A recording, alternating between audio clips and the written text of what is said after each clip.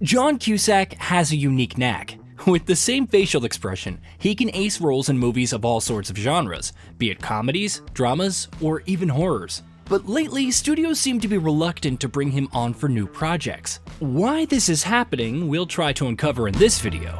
And at the end of the video, you'll get a bonus in the form of a funny anecdote that happened to the actor during an interview. So make sure to watch the video till the end. Get comfortable and enjoy the show. John Cusack was born on June 28, 1966 in Evanston, Illinois. As a child, John didn't intend to tie his life to movies. He dreamed of becoming a baseball player. However, Cusack's sporting career didn't pan out, and he ended up studying at New York University. He quickly grew bored with his studies, and within a year, he dropped out to conquer Hollywood. His first appearance was in the movie Class, but since it was his debut, Cusack's role was minor and didn't make much of an impression. However, his next role in the 1984 film 16 Candles was a far bigger success. Although his part in the film didn't have much screen time either, Cusack managed to impress viewers and colleagues alike, establishing his presence in the industry. In the following year, the actor got his first leading role in Better Off Dead. The film did great in terms of both ratings and box office earnings, grossing $18 million on a $4 million budget. And so, Cusack gained the reputation of a star of youth comedies in the 80s. But after the movie came out, Cusack admitted that participating in this film was a mistake, expressing his discontent with the director Savage Holland, with whom he often clashed with during filming. But in an ironic twist of fate, which was further backed by a contract with the studio that released the film, the next movie featuring Cusack, One Crazy Summer, was also directed by Holland. Given the actor's statements, the atmosphere on set must have been, to put it mildly, tense. However, no major scandals occurred during filming, at least none that were publicly known. After that, the collaboration between Cusack and Holland ended.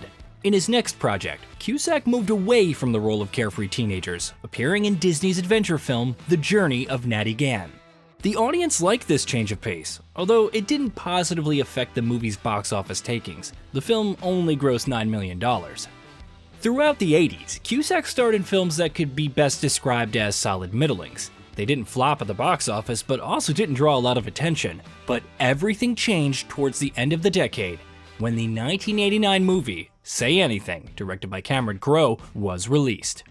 The movie can be categorized among those films that don't top the box office but gain a cult status. This is precisely what happened with the film Say Anything. It only grossed a modest $20 million at the box office, but it became a sensation in the US. Many publications ranked the film among the greatest contemporary romantic movies, and the character played by Cusack was hailed as one of the best romantic heroes in cinema's history. Moreover, this scene from the film has been referenced in many other works. In the 90s, Cusack starred in the movie Grifters. The film received high praise from critics and garnered several Oscar nominations, although none were for Cusack. In 1991, Cusack joined the cast of Woody Allen's new film, Shadows and Fog. The movie was met with lukewarm reception from both critics and viewers and made only $3 million at the box office, a modest sum even considering the film's niche genre. The first half of the 90s wasn't rich in blockbuster releases featuring the actor. Among them was the notable movie Bullets Over Broadway, where Cusack once again collaborated with Woody Allen. The film was highly praised by both audiences and critics, receiving 6 Oscar nominations, but only clinched 1 statue for Best Supporting Actress. Despite the acclaim, the Academy overlooked Cusack's performance. Even the critics unanimously lauded his acting. However, Cusack's career took off in the latter half of the 90s. In 1996, he shared the screen with Al Pacino in the movie City Hall. Apart from the experience of acting alongside a legendary actor, the film didn't offer much else for Cusack. It received mixed reviews and flopped at the box office, grossing $20 million on a $40 million budget. In 1997, Cusack tried something new in his career and voiced a character named Dimitri in Disney's animated film Anastasia.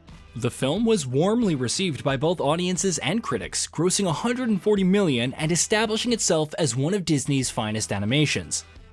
His subsequent project was his first ever blockbuster, Con Air, where he starred alongside Nicolas Cage and John Malkovich. The film was successful in all aspects, both critically and at the box office, making $224 million. What surprised many was that John Cusack reportedly despises his role in Con Air, so much so that he refrained from mentioning the film in his interviews for years. It was only in 2007 in an interview with The Guardian that Cusack shared his displeasure, stating his role in the film was against the kind of roles he aspired to play. He also expressed his disappointment in Hollywood's push for summer blockbusters at the expense of movies with solid plots. Indeed, Cusack's views on filmmaking can be clearly traced when looking at his filmography after Con Air. He willingly took on roles from directors whose films emphasized a strong plot. In '97, the actor teamed up with Kevin Spacey to star in Clint Eastwood's Midnight in the Garden of Good and Evil, which also featured a small performance by Jude Law. However, the film was not highly praised by critics and was rather coolly received by audiences, grossing $25 million against a $35 million budget.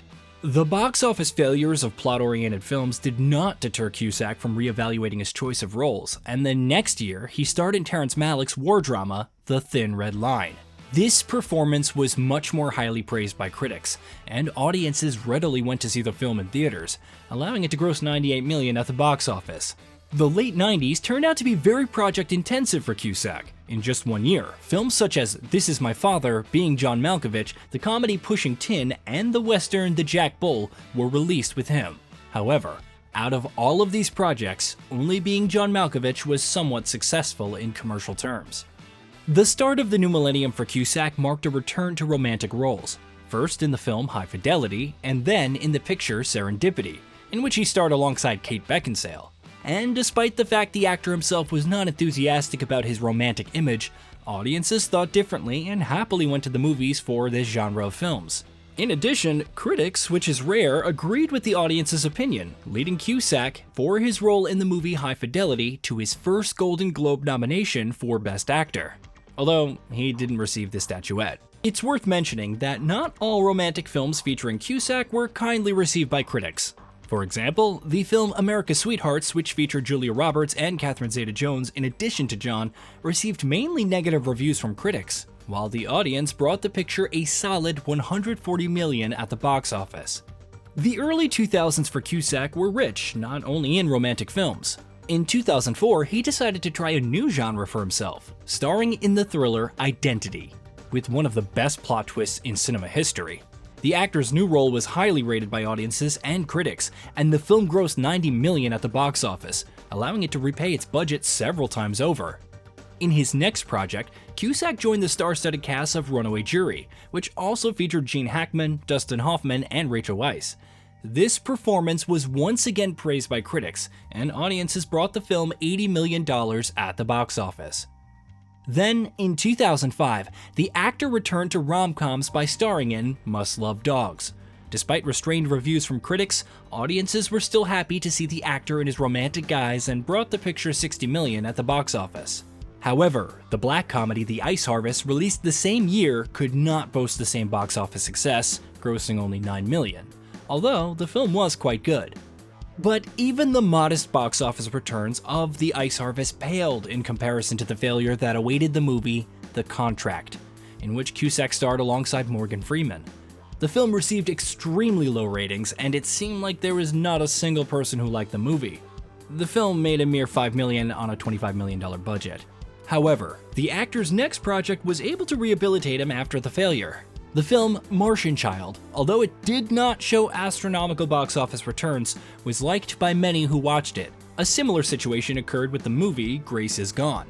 The actor's next work was a real commercial success. The thriller 1408, based on a story by Stephen King, not only brought its creators $140 million, but also received extremely positive reviews from viewers and critics, topping the list of Cusack's best works. After lending his voice to the main character of the animated film Igor in 2008, the actor comprised his principles, once again appearing in a blockbuster, to which he did not harbor special sympathies. The film, 2012, embodied everything the actor disliked: maximum special effects and minimum plot. However, the popular theory at the time about the impending end of the world in 2012 did its job, and the film was watched by a huge number of viewers, making it the most profitable in Cusack's career, bringing its creators $770 million. And when the pandemic started in 2020, 2012 took second place in the list of the most watched films on Netflix. I don't know where the connection is, but it seems to be there. In 2010, Cusack returned to comedic roles, starring in the film Hot Tub Time Machine. Naturally, the movie did not make as much as 2012, but it still managed to earn $64 million, which was twice its budget, and the movie was fairly warmly received in terms of ratings. Alongside comedies, Cusack continued to perform the dark roles that had previously only garnered positive reviews from viewers. But after the release of the movie The Raven in 2012, in which the actor played Edgar Allan Poe, things changed. This time, not everyone liked the character played by Cusack. While there were more positive reviews, the film did not manage to demonstrate good box office returns, making $29 million. After 2012, Cusack's career slowly started to decline. Even those films that seemed to have everything in order, at least in terms of cast, ended up failing at the box office and receiving negative reviews. This happened with the movie The Paperboy, which bombed at the box office and received low ratings from viewers despite the presence of Nicole Kidman and Matthew McConaughey. The last film to receive acclaim from critics and viewers was The Butler, released in 2013, in which Cusack played the role of President Nixon. After this, Cusack's career hit a rough patch. Instead of millions in box office returns, Cusack's projects began to make thousands of dollars, primarily because they did not make it to wide distribution. The actor's statements in the media space did not bring any new projects. Cusack has always been known for his candor during interviews, but during the promotional tour for the 2014 film Maps to the Stars, the actor harshly criticized the entire film industry, calling Hollywood a whorehouse that chews up and spits out young actors. The whorehouse didn't appreciate such statements.